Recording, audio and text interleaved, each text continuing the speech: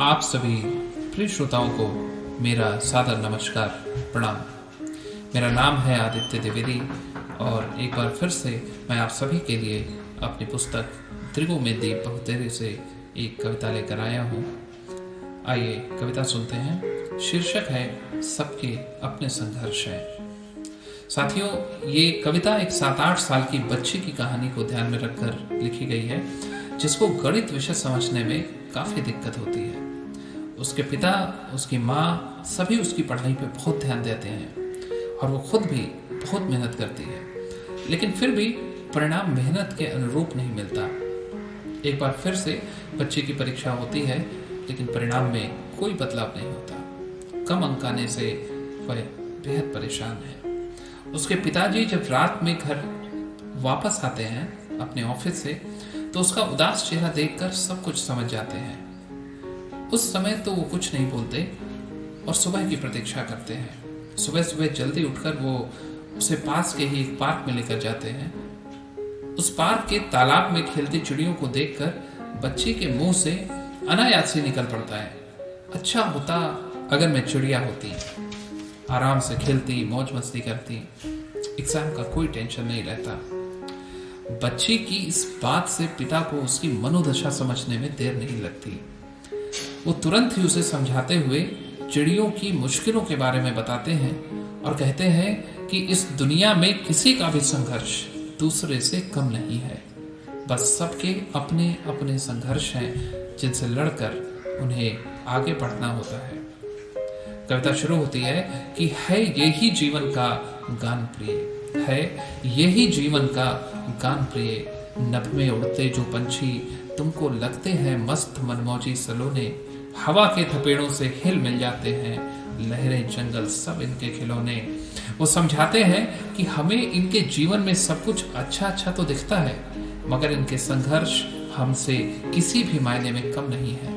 कि नभ में उड़ते जो पंछी तुमको लगते हैं स्वतंत्र मनमौजी सलोने, हवा के थपेड़ों से हिल मिल जाते हैं लहरें जंगल सब इनके खिलौने। लेकिन लग जाता है महीनों ये तिनके जोड़ जोड़ कर लाते हैं, लेकिन लग जाता है महीनों ये तिनके जोड़ जोड़ कर लाते हैं। रहेंगे सालों तक आराम से इसमें सोचकर छोटा सा नीड़ बनाते हैं। जिस घर को बनाने में इतनी मेहनत और समय लगता है, एक आंधी बारिश इसे कुछ पलों में ही नष्ट कर देती है।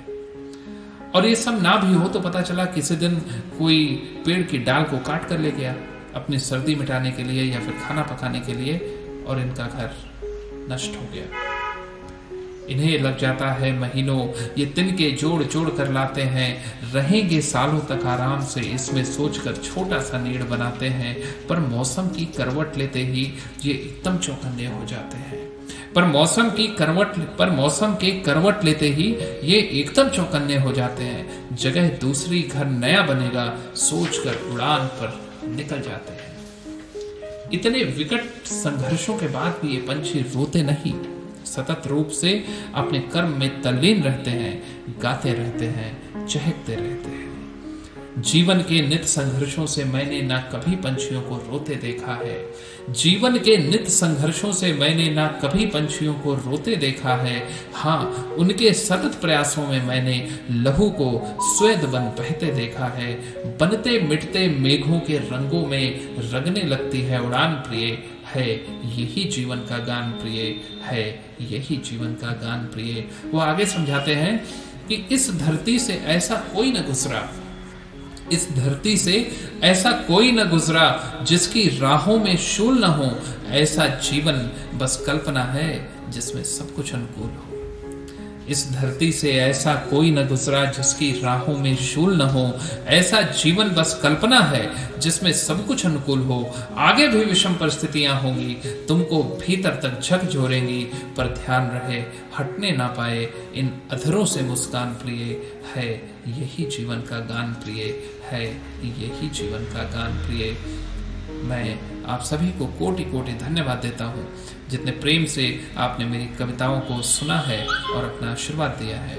आप सभी प्रिय श्रोतागणों से आग्रह है कि चैनल को सब्सक्राइब अवश्य कर लें और अपने परिवार में व अपने मित्रों के साथ भी इसे साझा करें। आप सभी को बहुत बहुत धन्यवाद।